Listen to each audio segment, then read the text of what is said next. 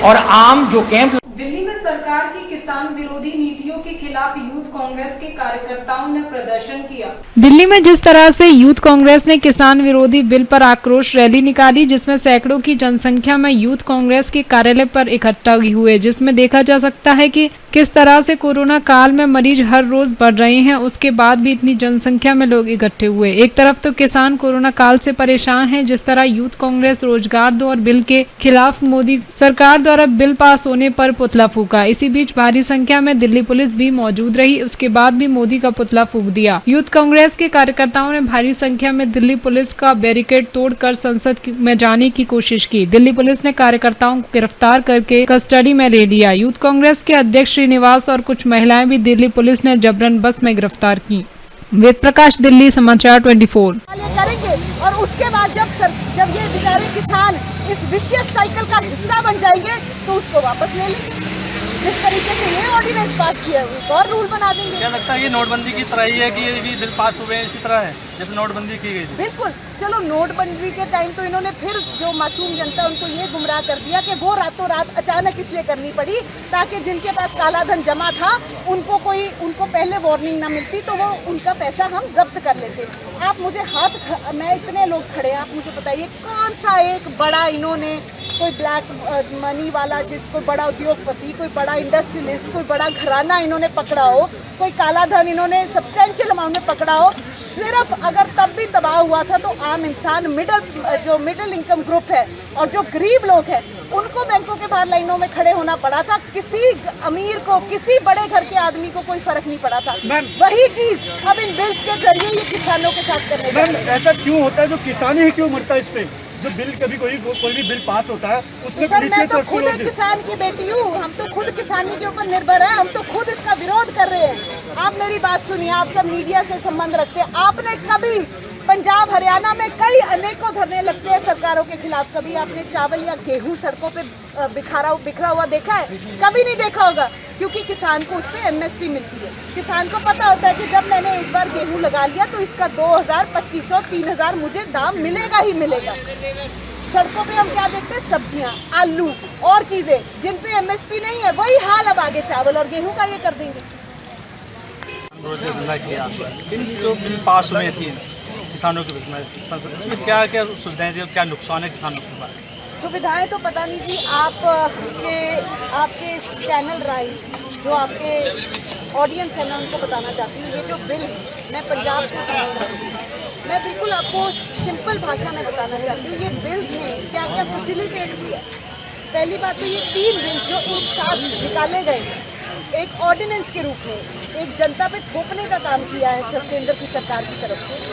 ये तीनों बिल्स मजबूत करते हैं, सशक्तिकरण करते हैं और प्रोटेक्ट करते हैं सिर्फ और सिर्फ उद्योगपतियों को, कुछ घरानों को जो मोदी जी के साथ संबंध रखते हैं, जो उनकी सरकार के साथ संबंध रखते हैं, और उनको मजबूत करने का काम किया गया है और किसानों के पेट पे लात मारने का इन बिल्स के जरिए काम किया गया। ये तीनों बिल्स क्या कहते हैं कि बड़े अब कंट्रैक्ट पे फार्मिंग हो सकती है। बड़े उद्योगपति पंजाब जैसे सूबे में आके हजारों एकड़ जमीन लेके उस पर फार्मिंग करेंगे। पहली बात है, अगर ये हजारों एकड़ किस तरीके से लिए जाएंगे, किस बेसिस पे कंट्रैक्ट होगा? आपको पता है अगर उस 5 साल में कोई 19-21 होती है तो कोई किसान डीसी के ऊपर अपील नहीं कर सकता। DC is the final deciding body. 1-2 एकड़ का किसान या 4 एकड़ का या 5-10 एकड़ का भी किसान इतने बड़े मल्टी मिलियनर्स के साथ पंगा ले सकता है? कभी भी नहीं ले सकता। नीरव मोदी जैसे सरकारी बैंकों से पैसे उधार लेकर आज गायब हो गए, इतनी बड़ी बड़ी एजेंसीज केंद्र सरकार उनको पकड़ नहीं पाई। कल को वही उद्योगपति अगर किसानों के पैसे गोल करके गायब हो गए तो किसान किस दीवार में जाके बजेंगे? दूसरी बात, ये जो एमएसपी किसानों को दी गई थी ताकि पंजाब हरियाणा जैसे स्टेट्स देश भर के लोगों का पेट भर सके। हमें पता था कि अगर हम गेहूं और कनक उगाएंगे तो गेहूं और चावल उगाएंगे तो इसका हमें एक निश्चित दाम सरकार देगी। अगर आप एमएसपी भंग कर देंगे तो फिर तो आप सारी डिसाइडिंग सरकार तो कह रही है किसान अपना बाल अंदर भी बेच सकते हैं, बाहर में अपना मूल्य खुद तय कर सकते हैं। ये सिर्फ बातें, ये बातें, जैसे इन्होंने डीमोनेटाइजेशन के टाइम पे कहा था कि मुझे इतना टाइम दे दो, 1 महीने का वक्त दे दो, 2 महीने का वक्त दे दो, आप मुझसे खुश होंगे। आज आप मुझे बताइए कौन सा काला धन इन्होंने पकड़ लिया? ये जो MSP को जारी रखने का भी एक जुमला है। सर आज आप लोग प्रोटेस्ट कर रहे हो, देखा जा रहा है जो किसानों के साथ बहुत ज़्यादा अत्याचार हो रहा है। जी, किसानों के साथ, नौजवानों के साथ ये जो सरकार है ये हंकारगी है।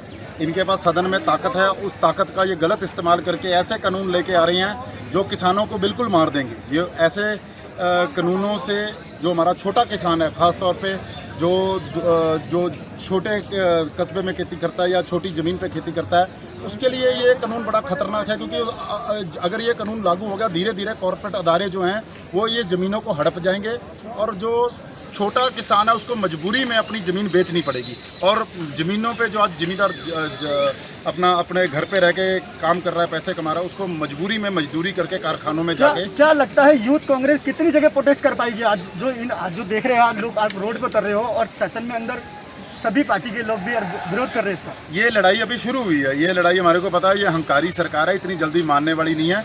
लेकिन इसका हर सड़क में, हर गांव में, हर उस कस्बे में प्रोटेस्ट होगा जहां जहां किसान दुखी है। और यही हमारी कोशिश है और इसको हम अपना जहां ज़्यादा से ज़्यादा लेके जा सकेंगे, मतलब सड़कों के छोड़ के, मतलब हर घर तक लेके जाएंगे। क्या ये जो बिल आया, इस बिल का जो विरोध कर रहे हो आप, क्या लगेगा? जो सेशन में आपने देखा होगा, आपने 8 सांसदों को बाहर कर दिया, सम्मिलित कर दिया।